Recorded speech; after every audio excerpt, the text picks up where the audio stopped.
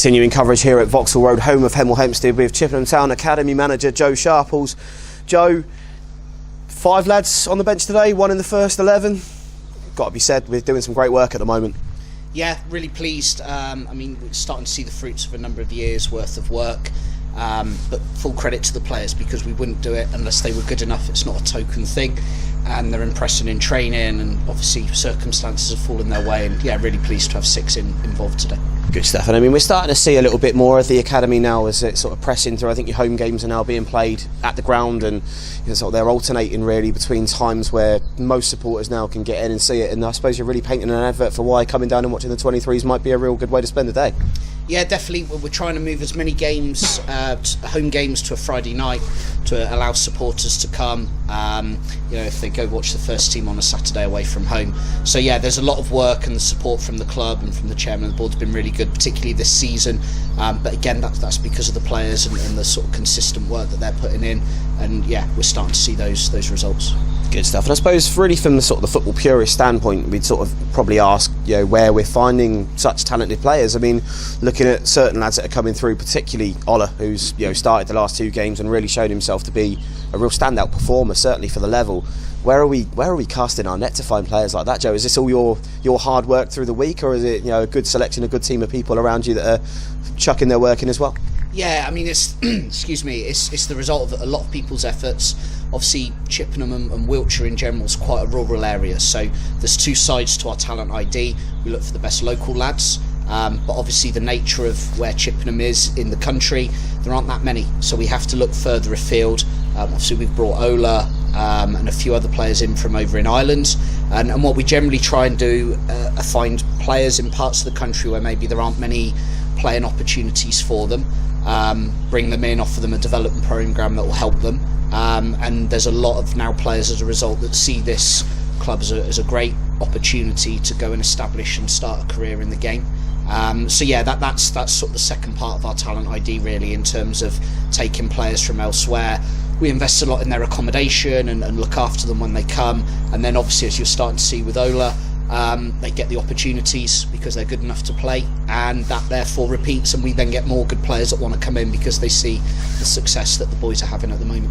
Good stuff. And I suppose really just to sort of give yourself a little bit of a personal pat on the back and a bit of promo for yourselves, Joe. I mean, if you're watching this and you're now suddenly looking at sort of Chippenham as a destination to come and potentially build something, how would you go about getting in touch with yourself? Is it just simply a case of waiting for you to find them, or is there a process where these guys can come at you? Because I'm sure with the work you're putting in at the moment and the graduates that you're getting through into a fairly competitive standard of football, there's going to be people that are going to be banging your door down. Yeah, definitely. Well, I mean, we're about to do some open trials. It's that time of year, particularly where professional clubs start making decisions on who's going to get a scholarship or who's going to get a pro deal. So we're about to launch some open trials. We have a website, a new website that's about to be launched, so players can contact us through there, or they can email the club or the academy through the email addresses that we have. So yeah, we go out and there's some players we've identified that we want to invite in. But equally, if there are good players in a part of the country where opportunities are limited or exhausted, then yeah, absolutely, there could be a really good opportunity for them with us, providing they're prepared to put the work in and give it the time. And that's probably the key thing. Some of the boys here have been going 3-4 years and only just getting their opportunity. Ola's been here 3-4 months and has got his, and obviously has taken it and contributed today with the first goal. So yeah, there's 2 different sides to it, but the main thing that they know is that they will get an opportunity. We've got 9-10 players training with the first team every session, so they're always under Cookie and sort of Macca's watch with Andy as well.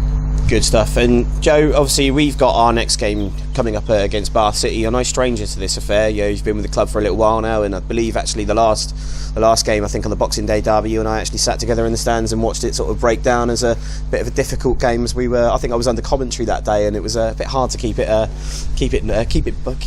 sort of fairly non-biased. But obviously we've got the 26th. What's the academy programme looking like now for fixtures, mate? Are you wrapped up for the year now, or have you still got games coming thick and fast? Yeah, well, I'm here today. We were meant to play Met Police away today, but our league decided to sort of call it a day until the new year because of COVID concerns.